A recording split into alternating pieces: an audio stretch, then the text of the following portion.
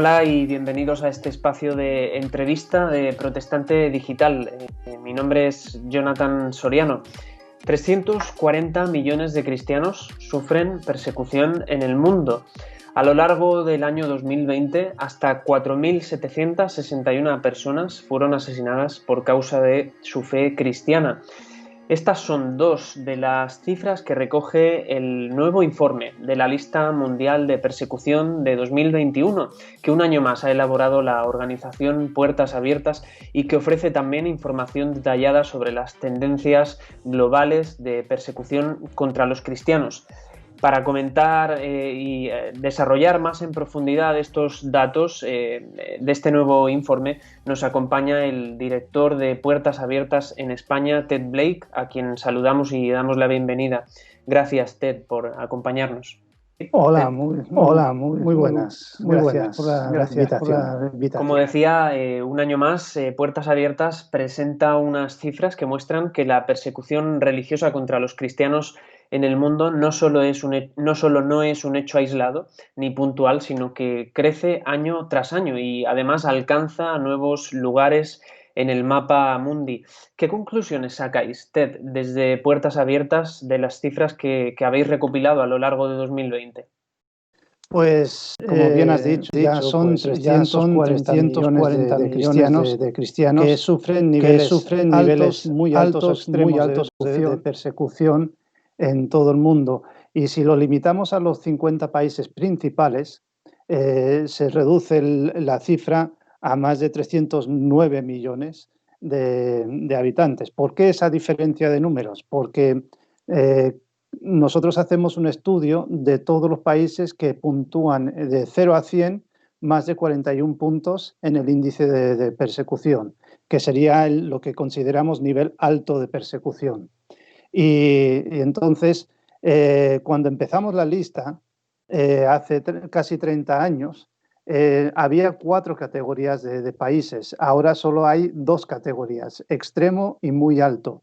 Y esto lo que nos indica es que la persecución va en aumento de una forma dramática. El año pasado teníamos países de nivel alto, muy alto y extremo, y este año solamente tenemos muy alto y extremo. Y lo que nos muestra es que la persecución crece cada vez más. Hay 2 países que se salieron de la lista este año. Creo que fueron Cuba y Níger, que bajaron de la lista, habían salido de la lista de la persecución, pero su puntuación en la persecución había incrementado. Esto quiere decir que realmente estamos viviendo una situación de grave crecimiento en la persecución. Dos de los factores que mencionáis a menudo en este último informe, Ted, y que han influido al agravamiento de la persecución contra los cristianos durante este último año, son la crisis de la COVID-19, la crisis del coronavirus y el nacionalismo religioso. Si te parece, comenzando por la primera, por la crisis de la pandemia, desde aquí hemos visto un impacto del coronavirus en los ámbitos, sobre todo económico y social también, pero ¿cómo ha sido su impacto también sobre la libertad religiosa en otras partes del planeta en las que previamente ya existían síntomas de persecución? Sí, si vamos por continentes podemos ir viendo diferentes efectos que ha tenido el COVID. Si vamos a África, por ejemplo, lo que ha ocurrido en África es que los grupos terroristas, los grupos violentos, han aprovechado el confinamiento de la población para entrar y atacar a los cristianos y causar más dolor y muerte en este tiempo. Y lo que han hecho es, esto ha sido principalmente en Nigeria, pero ha ocurrido en otras partes también de la África subsahariana, donde los grupos terroristas han entrado en poblaciones de mayoría cristiana, han atacado a familias y han asesinado a los hombres y en algunos casos también han secuestrado a las mujeres y a las niñas para llevárselas como esclavas. Y han aprovechado esa parte del confinamiento donde la policía se estaba concentrando en asegurarse de que el confinamiento se estaba cumpliendo y entonces ellos tenían más libertad de movimiento para llevar a cabo sus ataques terroristas. Y luego también lo hacían con impunidad. La policía no iba tras ellos cuando ellos llevaban a cabo estas acciones. Si vamos a América Latina, los grupos criminales lo que han hecho es reforzar su control sobre ciertas zonas del país. Podrían ser ejemplos México y Colombia, donde hay grupos de criminales organizados que ponen su efecto, ellos toman el control de las zonas y hasta en Colombia, pues en la entrada y salida de las zonas, obligaban a los pastores de las iglesias a ser los que controlaban el paso de la población, y de eso lo que hacía era minimizar la credibilidad de los pastores a la hora de tratar con la población. Y en Asia, uno de los efectos de esto ha sido que países como China, que hemos visto que China ha podido controlar la extensión del virus de una forma increíble, pero parte de la razón por la que pudieron hacerlo es porque tienen un sistema de control de la población por medio de videovigilancia. Y entonces esa videovigilancia la han usado no solamente para controlar la población, para minimizar el efecto del virus, sino también para tener mayor control sobre la actividad religiosa de la población.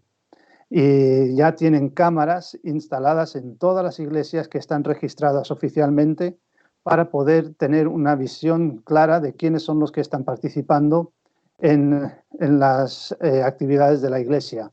En un caso, pues una señora entró en una iglesia con su hija, y como está prohibido que niños menores de 18 años entren en las iglesias, pues enseguida esa iglesia fue mencionada y sancionada por ese acto. Y cosas de este tipo es lo que está ocurriendo alrededor del mundo en relación con el crecimiento del COVID. O sea que pensábamos que el COVID iba a minimizar el efecto de la persecución, pero en realidad ha hecho lo contrario, ha aumentado este efecto de la persecución. Además de este factor del coronavirus, de la pandemia, otro elemento importante que subrayáis en vuestro informe es eso que llamáis nacionalismo religioso, y citáis sobre todo el caso de dos países que son India y Turquía. Pero en general, Ted, me gustaría saber qué es lo que habéis observado en cuanto al uso de la religión de forma instrumentalizada por parte de algunos gobiernos y de algunas instituciones para aumentar su persecución sobre otras minorías, como por ejemplo la cristiana. Sí, India es el ejemplo quizás más claro de esto, donde Narendra Modi es el presidente desde hace ya, está en su segunda legislación, y entonces él ha declarado abiertamente de que para ser un auténtico indio, un ciudadano indio, uno tiene que ser de la religión hindú. En España casi esto para diferenciar de lo que hablamos de los indios de América, los indios de India, pues solemos hablar de los indios de India como hindúes. Y entonces esa confusión ya la tenemos de por sí en nuestra forma de hablar. Pero la realidad es que ahora el presidente del país está diciendo, si quieres ser un auténtico ciudadano de India, tienes que ser de la religión hindú. Y cuando no eres de la religión hindú, pues entonces no eres bienvenido en ese país.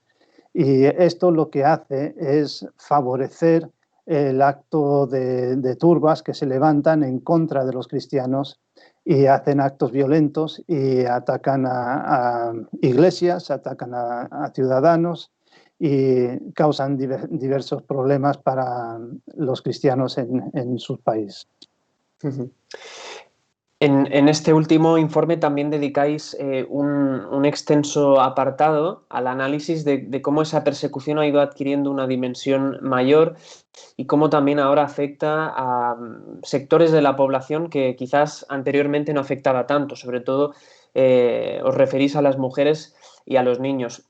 ¿Qué valoración hacéis desde Puertas Abiertas de cómo ha ido mutando, cómo se ha ido transformando la persecución contra los cristianos y qué tendencias ha ido adquiriendo también en esa forma de intolerancia?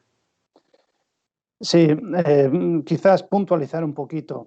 El efecto de la persecución contra las mujeres no es tanto una cosa que ha ido creciendo con el tiempo, sino que hemos ido descubriéndolo con el tiempo. Y al principio los hombres eran los que eran más evidentes en el tema de la persecución y tratábamos más el área de la persecución contra los hombres, porque el hombre en muchas de estas sociedades es mucho más visible que la mujer. Entonces, lo que ocurría con la mujer ocurría detrás del escenario y por la vergüenza que eso le causaba a la mujer, pues también se mantenía en secreto. Y entonces la mujer sufría en silencio todo lo que le estaba pasando. Y por diferentes razones empezamos a descubrir esa realidad. Y ahora ya en estos últimos años, últimos 2 o 3 años, hemos empezado a hacer un estudio para ver de qué manera se diferencia la persecución hacia los hombres y hacia las mujeres. Y se ve claramente dónde la persecución va dirigida justamente a los puntos más débiles, tanto de los hombres como de las mujeres. Y entonces en esto estamos descubriendo ciertas cosas, como a las mujeres se les ataca principalmente por medio de matrimonios forzosos, por medio de violaciones, por medio de otros tipos de malos tratos. La amenaza de quitarle los hijos, el divorcio, y eso lo que causa es el desamparo de las mujeres porque dependen de sus maridos para sus ingresos y sufren una serie de circunstancias bastante duras. Para el hombre, las circunstancias son diferentes en el sentido de que afecta más bien, corren más peligro de ser asesinados, corren más peligro de violencia física, de palizas y este tipo de acciones, ser arrestados y también poder ser secuestrados para recibir una recompensa para su liberación. Y entonces estamos viendo esos tipos de diferencias. Luego mencionas el tema de los niños. Los niños, sí es verdad que no hemos tenido tanto énfasis en el área de los niños, pero los niños son en muchos casos, son afectados por la fe de sus padres. Los niños no siempre entienden perfectamente qué es lo que está pasando y cuando un niño cristiano va a una escuela donde la religión mayoritaria de ese país es diferente al cristianismo, pues les hacen preguntas teológicas que un adulto tendría dificultades en contestar. Y un niño, pues a algún niño le preguntan, ¿por qué crees en 3 dioses? O ¿por qué tienes una Biblia? ¿Por qué crees una Biblia que está corrupta? Pues a los niños les cuesta muchísimo saber dar respuesta a preguntas de este tipo, sobre todo si son niños de 5 o 6 o 7 años, pues no tienen la capacidad de razonamiento ni los para poder dar respuesta a esas preguntas. Y luego pues sufren el rechazo social, pues el profesor en contra de ellos, luego los compañeros de clase se ponen en contra de los niños y este tipo de cosas ocurre con frecuencia en lugares de mayoría musulmana, pero también puede ocurrir en otros ámbitos también. Es habitual, Ted, que acabéis vuestro informe, vuestra lista mundial de persecución, con una serie de recomendaciones. Este año, por citar un par, hacíais referencia a la necesidad de una mayor inversión por parte de las administraciones para seguir investigando en la cuestión de la persecución de cristianos en todo el mundo. Y otra recomendación que hacéis es la de la necesidad de desarrollar una protección institucional y al mismo tiempo que sea efectiva y que garantice la seguridad de todos esos sectores de la población que corresponden a minorías religiosas. En este sentido, me gustaría plantearte una doble pregunta. La primera sería si recibís algún feedback por parte de las instituciones, por parte de las administraciones a esta publicación de la lista mundial de persecución, y también hasta qué punto relacionáis las actitudes que los gobiernos, que las administraciones están tomando en materia de protección de la libertad religiosa con el incremento de la persecución que vosotros registráis. Sí, tenemos apoyo de diferentes parlamentarios en diferentes países. En algunos países tenemos más relación con el gobierno y en otros países menos. Y en lugares como Reino Unido, como Francia, y luego también en el Parlamento Europeo. Hacemos una presentación de la lista mundial y hay participantes de los diferentes parlamentos que están presentes y escuchan directamente estos informes. Hemos tenido casos en los que en la situación concreta de Reino Unido, donde sí han tomado medidas a favor de la defensa de los cristianos en diferentes lugares y en algunos casos han hasta aportado alguna parte de un presupuesto para ayudar a paliar alguna de esas necesidades en algunos casos. No tengo muchos datos concretos que darte en este momento, pero sí es esta cuestión de saber que tenemos cierto apoyo y la presencia de personas que están en posiciones de autoridad que escuchan la presentación de la lista mundial de la persecución, toman conciencia de ello, hablan de ello en sus debates parlamentarios y en algunos casos toman medidas para dar un apoyo favorable. Y en algunos casos hemos podido levantar algunos temas a estas personas y luego ellos han llevado algunas preguntas a autoridades de otros países acerca de su trato de los cristianos en ese país y eso también ha ayudado a mejorar de alguna manera el trato que estos reciben en su país. Muchos de los países que se encuentran en nuestra lista de la persecución son países firmantes de los acuerdos de los derechos de la libertad religiosa y también de los acuerdos de la implementación de la libertad religiosa. Por lo tanto, cuando están en una posición de los 50 países principales de la persecución y son firmantes diciendo yo respeto la libertad religiosa, pues hay una contradicción y se puede usar eso para llamarle la atención y decirle esto no concuerda. Si te parece, Ted, vamos a pasar a analizar esta lista por bloques en función de las regiones en las que se sitúan los países que habéis incluido en esta última edición. El continente asiático se encuentra un año más con algunos de los países en los que se han registrado mayores niveles de persecución contra cristianos. Ahí están Corea del Norte un año más a la cabeza, Afganistán, Pakistán, India también, entre esos 10 primeros países. Me gustaría que hicieses un resumen de cuáles son las tendencias generales en el continente. Bueno, el continente es muy grande y hay muchas variaciones. Corea del Norte mantiene su nivel de persecución y su política de aislamiento y su política de que el gobierno es a quien, como ellos lo presentan, el amado líder, es a quien hay que adorar y cualquier otra ente que se adore aparte de su amado líder, pues entonces esto no puede ser permitido. Y esa es una de las cuestiones que está ocurriendo en Corea del Norte. No hay libertad en ese país y las personas que quieran hacer algo tienen que hacerlo en lo más secreto de su vida, ni siquiera pueden a veces compartirlo con su propia pareja de su matrimonio, su esposa o su esposo. Y esta es la situación de Corea del Norte. Si miramos China, China es un país donde ha crecido la persecución de nuevo. Era un país que estaba muy arriba en la lista y luego por una década ha estado fuera de los 20 primeros de la lista y ahora está en la posición 17.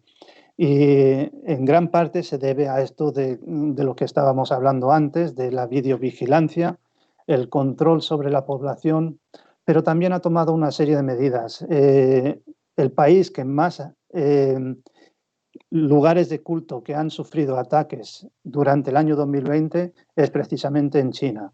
China ha destruido una serie de locales, de iglesias, que en años anteriores habían hecho la vista gorda, habían dejado que se construyeran y ahora los están derribando y prohibiendo el uso de estos lugares para el culto. Y Pakistán y Afganistán son países de un islamismo extremo, es un extremismo violento, es muy peligroso. Pakistán tiene una tradición mayor de cristianismo, o sea, hay cristianos que viven en Pakistán y que ejercen su fe, y si tú naces como cristiano y vives como cristiano, tienes cierta libertad. No tienes plena libertad, pero tienes cierta libertad. Pero el peligro principal es para los conversos del Islam a cristianos. Ellos corren peligro de muerte seguro en Pakistán, pero también el sistema es tan delicado que cualquier cristiano que tenga un conflicto con un musulmán puede ser acusado de haber blasfemado contra Mahoma o contra Alá, y entonces eso también acarrea la pena de muerte. Y si no lo lleva a cabo el gobierno, lo llevan a cabo los radicales. Entonces es una situación muy, muy difícil. Y Afganistán, pues también es un país que no da libertad y que una persona, y ahí prácticamente no hay cristianos, y los que hay son conversos del Islam y corren un peligro extremo por el mero hecho de ser convertidos. Ted, comentabas la situación de China. Este año la situáis entre los 20 países en los que hay un mayor nivel de persecución y destacabas que esto no pasaba desde hacía 10 años. Has explicado un poquito las causas, pero me gustaría saber qué implicaciones puede tener este hecho, esta realidad, para la cantidad de cristianos que hay en un país del que algunas voces han hablado que va a ser el país con más cristianos del mundo también en un futuro, ¿no? Bueno, no sé si lo es ahora ya o no. Hay unos 95 millones de cristianos en China solamente. Y es una de las cosas, la cifra de cristianos perseguidos ha crecido. Estábamos hablando de 260 millones el año pasado y ahora estamos hablando de 340 millones. Y una buena parte de ese crecimiento viene de la extensión de la persecución en China, porque China, cuando nosotros hacemos el estudio de la persecución, miramos no solamente cuántos cristianos hay en el país, sino cuántos de los cristianos de ese país sufren persecución o se encuentran en una situación que son susceptibles a sufrir una persecución. O sea, no todos los cristianos sufren persecución de la misma manera, aunque sea en un país como China. Pero sí están en una posición donde podrían sufrir esa persecución en cualquier momento. Por lo tanto, la situación de China, donde antes podríamos haber calculado, y ahora yo no recuerdo la cifra que había para el año pasado, de cristianos que se consideraba que estaban en una posición de sufrir persecución, pero era una porción del país y ahora es prácticamente la totalidad del país que se considera que están sufriendo persecución. ¿Qué implicaciones tiene esto? Pues una es, ya no es fácil celebrar un culto. Entonces hay que hacerlo más en privado. Pero con todo lo que tienen de control de la población y en la videovigilancia y los vídeos que reconocen los rostros y todo el sistema que tienen para controlar a la población, hasta las reuniones que antes se hacían cuando había más persecución anteriormente, que eran las iglesias en casas, hasta las reuniones de las iglesias en casas ahora es más difícil, porque persiguen, o sea, siguen los teléfonos, tienen un control bastante más exhaustivo sobre la población y eso limita mucho la libertad de la iglesia. Pero habían llegado a poder tener reuniones bastante grandes, tener lugares de 1000 o más creyentes en una sola reunión, pues ahora tienen que reducir las reuniones otra vez, tienen que hacerlo a escondidas, tienen que vivir la vida cristiana de otra manera totalmente diferente. Donde antes había libertad para reunirse online, ahora también la videovigilancia o la vigilancia online impide esas reuniones, están prohibidas en algunos casos. Y luego también este tema de la asistencia a la iglesia y tener la videovigilancia para reconocer los rostros. Hay un sistema de puntuación en el país, es como lo que tenemos en España del carnet por puntos, pero esto es el ciudadano por puntos. Y si tienes muchos puntos es bien visto, si tienes pocos puntos entonces tienes limitaciones de lo que puedes hacer. Y la religión está empezando a ser uno de estos instrumentos para manipular los puntos de los ciudadanos. Entonces, todo esto está afectando la vida de los cristianos en China. En vuestro informe también destacáis un aumento de la persecución o de los niveles de persecución en algunos países del sudeste asiático, por ejemplo, Bangladesh, Vietnam. ¿Qué es lo que está pasando en la zona para que registréis ese incremento? Bangladesh es un país donde también tiene una porción de personas del sureste de los uigures. Y el incremento de la persecución o del índice de persecución en Bangladesh tiene que ver principalmente con este grupo étnico, que hay un campo grande de refugiados allí y de ese grupo, que son mayoritariamente musulmanes, hay unas personas que se han convertido al cristianismo.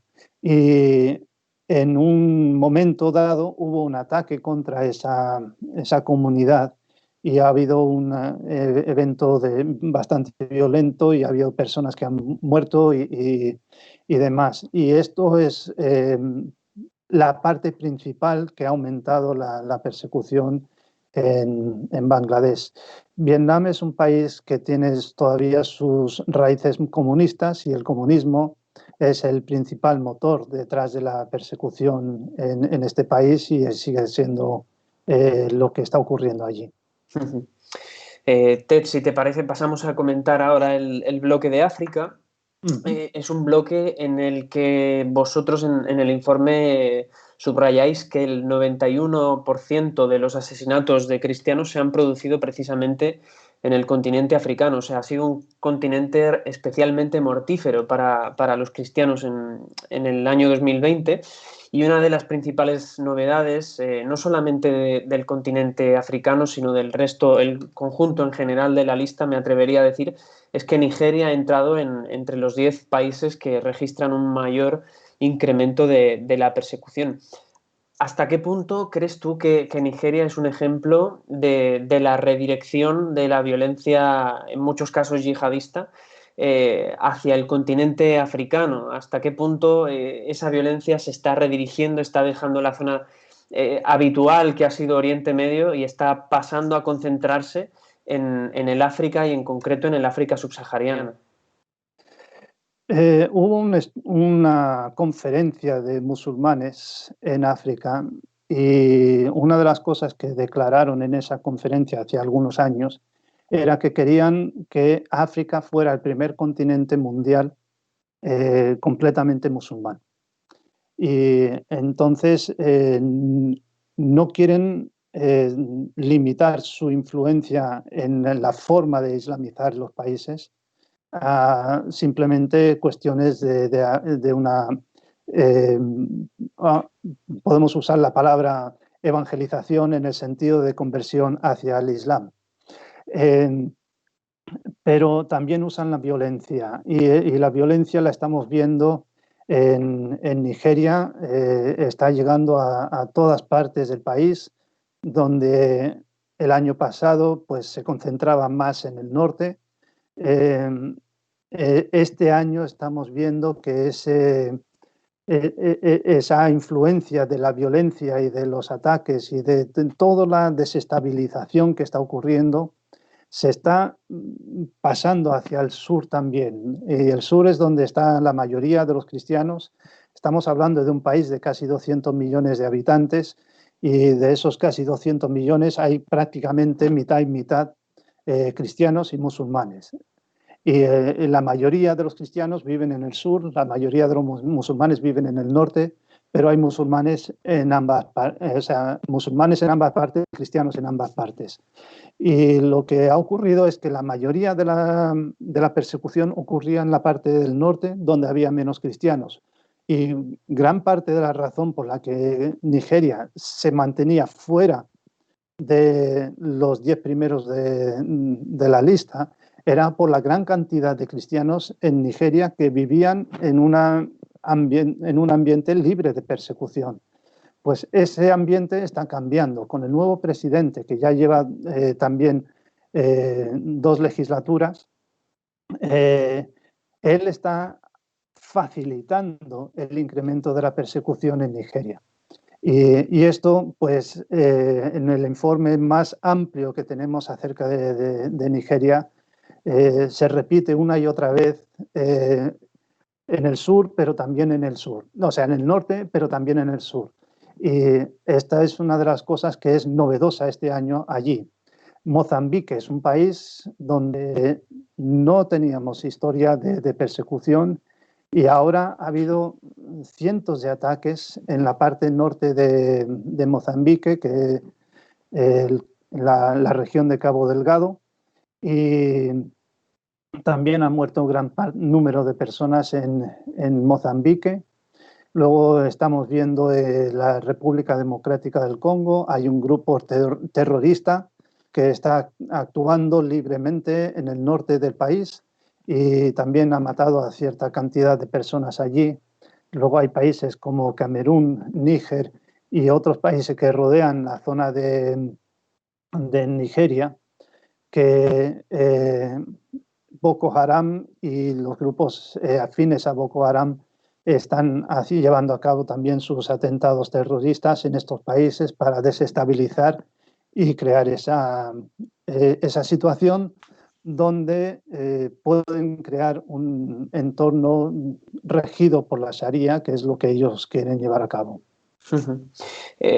Hablabas del caso de Mozambique. La verdad es que en la lista se pueden observar muchos países de África en los que se ha registrado un incremento de los niveles de persecución y algunos nuevos que han entrado que no estaban en la lista. Uno es el caso de Mozambique que has comentado, otro es el de Comoras. En cualquier caso me gustaría que explicases qué perspectivas se pueden tener de este continente a corto plazo, porque en los últimos años se ha visto un aumento sin precedentes y sin pausa de esa violencia y en concreto de esa violencia religiosa. Entonces, ¿qué es lo que vosotros esperáis o prevéis desde Puertas Abiertas?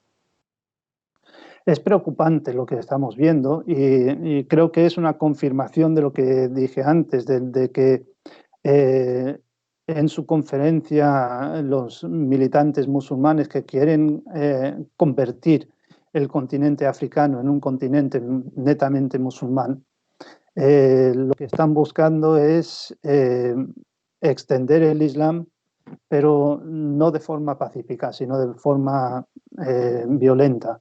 Y en eso, pues los islamistas violentos pues están llevando a cabo su trabajo de una forma activa. Y Es quizás confirmación también de lo que habíamos dicho, o lo que habías dicho tú antes, de que de Oriente Medio se está pasando a África y estos grupos que Boko Haram, Al-Shabaab y otros grupos terroristas, ADF, que está en la República Democrática del Congo, todos se afilian con el Estado Islámico. Entonces, todos son grupos que llevan una ideología de que queremos convertir el mundo en un mundo musulmán y lo estamos llevando a cabo por medio del uso de la violencia. Y están entrando en Mozambique, no son mayoría, es una minoría. En las Islas Comoros sí es un país que ha estado en la lista en años anteriores, pero llevaba varios años sin estar en la lista. Y lo que ha hecho es resurgir esa violencia contra los cristianos de nuevo en las islas que están al este de Mozambique. Uh-huh. Hablábamos de la región de Oriente Medio. Allí los últimos años se ha experimentado como un proceso quizá más de crecimiento, también con el final de la guerra de Estado Islámico. Me gustaría comenzar con el caso de Turquía, antes lo has comentado brevemente. Uh-huh. Es un caso al que dedicáis especial la atención y lo dedicáis en el sentido de cómo el gobierno del actual presidente, Recep Tayyip Erdogan, ha hecho uso, ha incrementado el uso que hace de la religión musulmana, en este caso la mayoritaria, para cercar todavía más a la minoría cristiana en el país.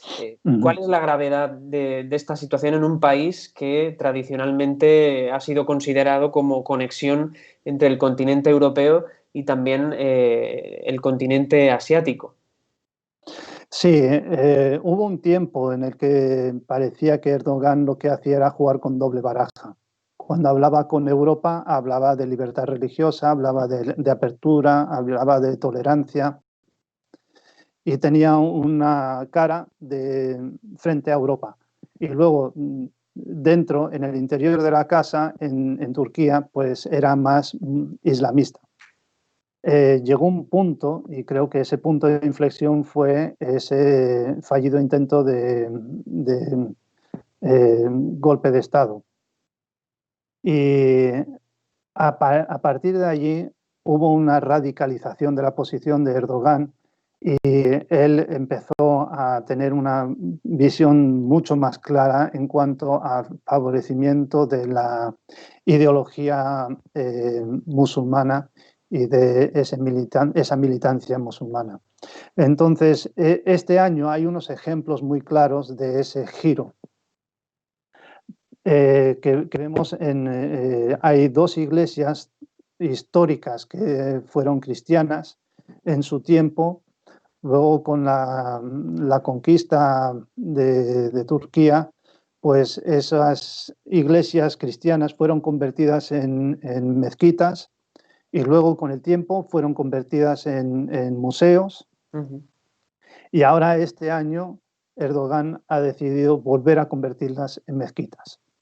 Entonces, este es un acto donde está usando la religión musulmana como una forma de unir a la población tras su liderazgo. Y esto es lo que está en la cuestión de lo que estamos hablando, del nacionalismo religioso, que para que la gente sienta una identificación con su país, se usa la religión como ese motor que mueve el corazón para decir yo pertenezco a este país y como yo soy de esta religión y soy de este país, pues esto hace que yo tenga esa identidad. Y entonces él lo que quiere es también limitar y expulsar el cristianismo. Tuvimos el caso muy publicitado del misionero americano que estuvo en prisión durante varios meses en Turquía. A raíz de su liberación, ha habido varios misioneros o varios extranjeros que vivían en Turquía que han sido expulsados. Y en este año también, en este año pasado, no solamente han sido matrimonios extranjeros, sino también matrimonios mixtos, donde ha habido un extranjero casado con un turco o al revés, y no les han permitido seguir viviendo en el país. Y si querían seguir con su vida de matrimonio, pues los dos tenían que marcharse y vivir en otro lugar. Y esta es la situación que estamos viendo continuamente allí. Y eso también lo que ha hecho es animar a los grupos violentos a llevar a cabo actos contra los cristianos, contra los lugares de culto cristianos, dificultar la legalización de lugares de culto cristianos en Turquía y ese tipo de actividades. La otra parte de la nacionalización o del nacionalismo religioso de Turquía es que Turquía también está participando y favoreciendo el islamismo en otros países. En Libia también vemos que están favoreciendo, fortaleciendo los grupos islamistas en el Sahel, en lo que es la zona esta que rodea Nigeria, y en otras partes de África. Entonces, son algunos de los elementos que hacen que Turquía salga en la lista y esté en esa posición tan alta.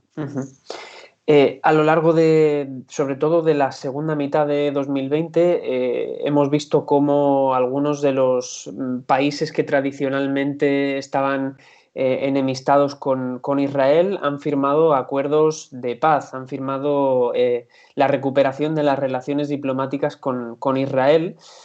Por ejemplo, tenemos el caso de Emiratos Árabes Unidos, que si no me equivoco también sale de esos 50 primeros puestos de la lista de 2021, pero también en el norte de África, por ejemplo, Marruecos y Sudán. ¿Cómo crees que estos acuerdos pueden, digamos, facilitar la convivencia de la minoría cristiana en algunos países de Oriente Medio con las mayorías musulmanas? Es difícil saber eso, cómo va a ocurrir. Es verdad que los Emiratos Árabes Unidos han salido de la lista mundial de la persecución, pero es precisamente uno de los países donde del año pasado a este año no han bajado de índice de persecución, sino que han aumentado. La única razón por la que han salido es porque otros han aumentado más. Y entonces no podemos decir que el hecho de firmar un acuerdo para reconocer a Israel sea un indicador de que el país está siendo más tolerante con otras religiones. En todos casos, podría ser que alguno de esos pasos podría llevar a que el país empiece a tener una visión más tolerante, pero está por ver lo que va a ocurrir en realidad. Ted, si te parece, pasamos a comentar el bloque relativo a América Latina. En primer lugar, destacar el regreso de México a esta lista. Me imagino que la persecución vuelve a concentrarse en zonas rurales, pero explícanos cuáles son las perspectivas de este país.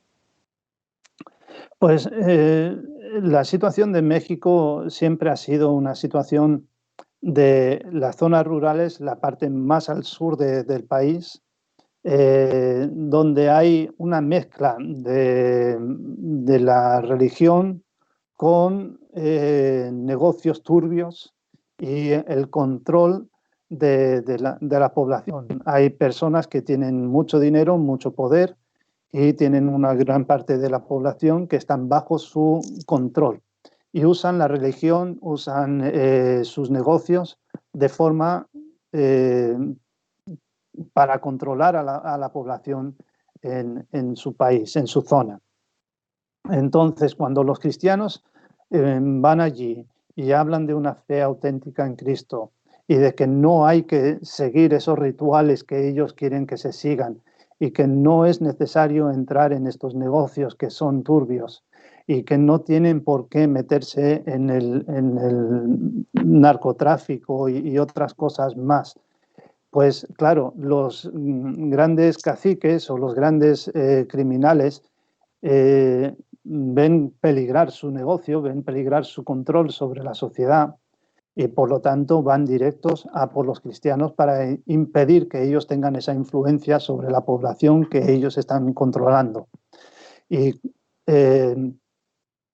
este es el tema principal de lo que está ocurriendo en México. Es simplemente cuando los cristianos se atreven a levantar la voz y a denunciar las cosas que están mal, pues enseguida reciben todo tipo de persecución. Uh-huh.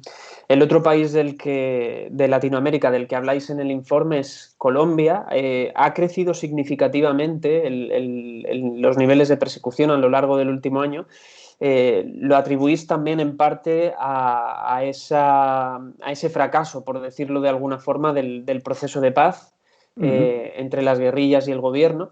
No sé hasta qué punto consideras que la situación de los cristianos en México y Colombia se debe más bien a lo que comentabas en cierto sentido, a una intromisión, por ejemplo, en los negocios del crimen organizado o en los objetivos de diferentes guerrillas, que más a una persecución religiosa como sí que se puede experimentar en países como los que hemos hablado antes, como por ejemplo Nigeria o China.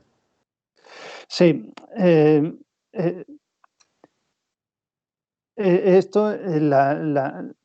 la cuestión de por qué reciben la persecución es porque los cristianos, la vida de un cristiano es una vida diferente y es una vida que se opone al pecado. Y cuando el cristiano entonces actúa de una forma como cristiano y enfrenta esa situación de crimen, de esa situación de negocios que son ilegítimos, pues evidentemente lo que causa es esa persecución. Esa persecución viene no porque se opongan al crimen, sino porque son cristianos que por su fe marcan otro estilo de vida. Y entonces es el cristianismo lo que está siendo perseguido. No hay personas que no sean cristianas que están levantando la voz en contra de esos crímenes. Entonces tampoco vemos esa acción contra otras personas. Lo que estamos viendo es cristianos que están predicando el Evangelio y porque predican el Evangelio personas cambian de estilo de vida y como cambian de estilo de vida afectan el negocio de estas empresas. Entonces es el Evangelio lo que está siendo perseguido. Y por eso, tanto en México como en Colombia, el motor que está detrás sí es el crimen organizado, pero el crimen organizado lo que persigue es lo que les dificulta su negocio, que es la fe cristiana. Gracias por la reflexión, Ted. Si te parece, vamos a acabar concentrándonos en el continente europeo. Una de las novedades más destacadas de la lista del año pasado era la introducción de Rusia entre los 50 países. Este año vemos que ha vuelto a salir. Está fuera de esos 50 países, sin embargo, sí, lo mantenéis como país en observación. Explícanos un poco cómo ha ido el año en Rusia. Pues lo que hemos visto es un descenso de los actos violentos, porque Rusia es un país que viene de un trasfondo comunista. Entonces, en principio, un país comunista pues no tiene religión. Lo que pasa es que, como sabemos, de muchos de los países que eran de la Federación Rusa, todos los países que acaban en Stan, son países de mayoría musulmana. Y hay partes del país de Rusia que también tienen zonas de mayoría musulmana. Y esas zonas de mayoría musulmana eran los lugares donde se concentraba la persecución contra los cristianos. Y este año se ha reducido un poco ese nivel de intolerancia con los cristianos en el país de Rusia. Y por eso la situación ha descendido un poco allí. A nivel general, en el continente se ha visto, sobre todo a finales de 2020, lo que parece una reactivación del yihadismo en Europa, sobre todo con los ataques en Francia a un profesor de secundaria que fue asesinado, y también con el atentado en Viena. También el día de Navidad vimos un ataque a una iglesia evangélica en Santander, motivado por círculos tradicionalistas y probablemente ultracatólicos, pero ¿cuáles son las tendencias en general de la persecución contra cristianos en Europa? La situación en Europa es una situación donde tenemos gran libertad de movimiento, tenemos la libertad de expresión, la libertad de religión, la libertad de pensamiento. Y cuando comparamos con continentes como África, como Asia, y vemos las situaciones que hay en África, donde casi 4.000 personas han perdido la vida por el hecho de ser cristianos. Un cristiano viviendo en su casa se acuesta por la noche no sabiendo si su casa va a ser atacada esa noche, si va a tener que salir corriendo, qué va a pasar con esa persona y qué le va a pasar a su esposa. Ese temor, esa incertidumbre que están viviendo en África no tiene punto de comparación con lo que se está viviendo en Europa. Y por lo tanto, lo que estamos viendo es que Europa es un continente donde tenemos mucha libertad y tenemos mucha garantía de nuestras libertades a día de hoy.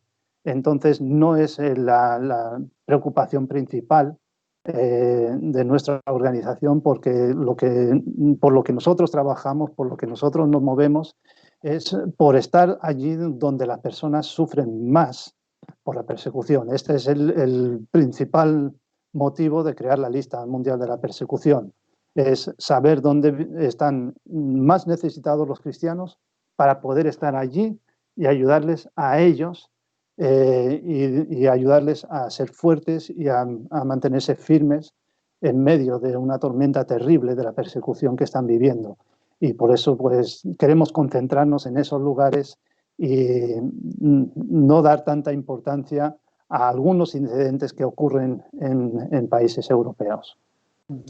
Pues Ted, muchas gracias por todas estas reflexiones y por ampliar este material tan valioso que un año más publicáis. Gracias por el tiempo. Pues muchísimas gracias por poder tener esta oportunidad de hablar de la Iglesia perseguida y todo lo que les rodea. Cerramos aquí este espacio de entrevista con el director de Puertas Abiertas en España, Ted Blake. Recordarles que pueden consultar más noticias sobre la lista mundial de persecución en nuestra página web www.protestantedigital.com. Que vaya muy bien. Pues muchísimas gracias.